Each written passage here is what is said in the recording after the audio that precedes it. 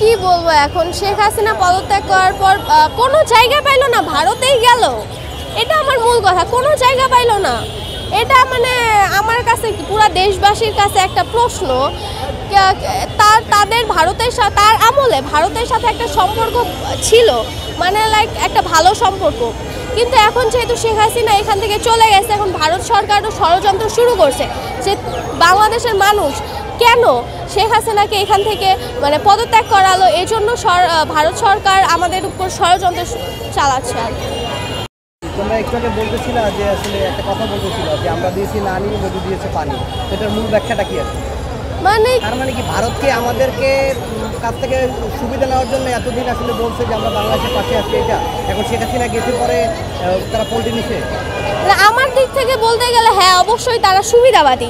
আমি এখানে কোনো দল করতেছি না, না আমি বিএনপি, না আমি আওয়ামী লীগ, আমি কোনো দলের ব্যাপারে আমি কথা বলতেছি না। আমি একজন দেশের নাগরিক, আমি সেই সুবাদে কথা বলতেছি। তো ভারত অবশ্যই সুবিধাবাদী, কারণ তার যেসব আচরণ আমরা দেখতেছি, এই যে তারা যে ফারাক্কা বাঁধ খুইলা দিছে, তারপর আরও যেসব বাঁধ আছে সব বাঁধ খুইলা দেওয়া, বাংলাদেশের মানুষের যে এত ক্ষতি করছে, এই থেকে বোঝা যায় যে বাংলাদেশ সুবিধাবাদী, ভারত সুবিধাবাদী ছাড়া আর কিচ্ছু না। আমরা কি আরেকটা ফারাক্কা বাঁধ নির্মাণ করতে পারি এবং সেক্ষেত্রে তো মনে হয় ছাত্রছাত্রীরা নিজ উদ্যোগে শ্রম দেবে? এখন বাংলাদেশের যে অবস্থা, যেসব বন্যা পরিস্থিতি হয়েছে, এখন ভারত থেকে বা অন্যান্য দেশ থেকে কোনো ত্রাণের প্রয়োজন নেই। বাংলাদেশের মানুষ নিজ উদ্যোগে সেসব মানুষকে ত্রাণ দিচ্ছে। তো এখন বাংলাদেশের মানুষের যে অর্থ সম্পদ আছে বা যেসব টাকা পয়সার ঊর্ধ্বে যেটা আছে, ও একতা, এ থেকে বোঝা যায় যে একতার মাধ্যমে আমরা যদি কোনো কাজ করি তো আমাদের কাছে কোনো কিছু অসম্ভব না। তো আমাদের এই দেশের জনগণের টাকার থেকে বড় কথা একতা যেটা আছে, সেটার মাধ্যমে আমরা ফারাক্কার থেকেও কি তার থেকেও বড় বাঁধ আমরা বানাইতে পারবো ইনশাআল্লাহ। আমাদের উচিত কি না ফারাক্কা বাঁধ তৈরি করে ভারতকে দেখিয়ে দেওয়া? অবশ্যই উচিত। তারা যদি দেখাইতে পারে, বাংলাদেশের ক্ষতি করতে পারে, আমাদেরও তো উচিত তাদেরকে দেখায় দেওয়া। এখন আমরা যেহেতু বাংলাদেশের মানুষ অধিকাংশই মানবিক, তো আমরা তো চাই না যে আমাদের যেসব ভারত ক্ষয়ক্ষতি করছে তাদেরও ক্ষয়ক্ষতি হোক। কিন্তু তারা আমাদের সাথে যেসব আচরণ করতেছে, তারা আমাদেরকে বাধ্য করতেছে এসব করার জন্য। আমরা তো এগুলো করতে চাই না। ভারতের বিরুদ্ধে আন্তর্জাতিক আদালতে মামলা করা উচিত কিনা? তারা যে আমাদেরকে না বলে যে পানি ছেড়ে দেয়। অবশ্যই তারা কোনো আগাম সতর্কতা দিল না, তারা কোনো প্রস্তুতি নেওয়ার সময়টুকু দিল না, তাদের মামলা করা উচিত আমি মনে করি। এখন কি ডক্টর ইউনূস সরকারকে এই ভারত কি ভয় পাচ্ছে? না, মোটেও না। ডক্টর ইউনূস সতর্কতা বার্তা দিছে, ভারতকে হুঁশিয়ারি দিছে। তো ডক্টর ইউনূস কখনোই ভারতকে ভয় পায় না। ডক্টর ইউনূসকে ভারত ভয় পাচ্ছে কিনা আসলে? হ্যাঁ, অবশ্যই। কারণ ডক্টর মোহাম্মদ ইউনূস আমাদের তত্ত্বাবধায়ক সরকারের যিনি উপদেষ্টা, প্রধান উপদেষ্টা, তিনি তো বলতে গেলে একজন অসাধারণ ব্যক্তিত্বের মানুষ। তিনি সত্যের পক্ষে অবশ্যই আছেন, এটা তার আচরণ দেখলে বোঝা যায়। তো ডক্টর ইউনূস যেসব বক্তব্যগুলো দিছেন বা যেসব সতর্কগুলো ভারতকে দিছে, অবশ্যই ভারতের ভয় পাওয়ার কথা আমি মনে করি। এই যে ত্রাণের ক্ষেত্রে দেখো, আগে যেটা হয়েছে যে মানুষ ত্রাণ পাচ্ছে না, আর এখন আসলে ত্রাণ দেওয়ার জন্য লাইন নিচ্ছে কিন্তু নেওয়ার সংখ্যা কম, হ্যাঁ, জায়গা মতো পৌঁছাচ্ছে না। এটা কি ছাত্রছাত্রীদের কারণে সম্ভব কিনা? হ্যাঁ, অবশ্যই। আগে মানুষ ত্রাণ মানে বলতে গেলে আগেকার, আমরা যদি আগের আমলে বাংলাদেশ দেখি, তাহলে যদি কোনো যে অঞ্চলের সমস্যা হতো বা বাংলাদেশ ভয়াবহ পরিস্থিতিতে পড়তো, তাহলে আমরা দেখতাম যে রাষ্ট্রীয়ভাবে সাহায্য করা হতো। মানে রাষ্ট্রীয় যেসব নেতাকর্মীরা আছে, বিভিন্ন দল আছে বা যে সরকারি চাকরিজীবী আছে, তারা সাহায্য করতো। কিন্তু বর্তমান যে পরিস্থিতি, এখন তো কোনো বাংলাদেশ সরকার নাই, বা থাকলেও তারা হয়তো সাহায্য করতো।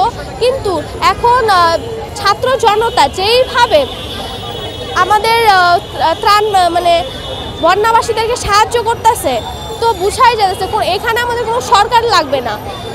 বাংলাদেশের এমন পরিস্থিতি এখন যে বাংলাদেশের যদি কোনো আল্লাহ না করুক, যদি কোনো ভয়াবহ পরিস্থিতিতে পড়ে, তাহলে আমাদের কোনো সরকারের দরকার নাই, আমাদের একতা দিয়েই আমরা এই মোকাবিলা করতে পারবো।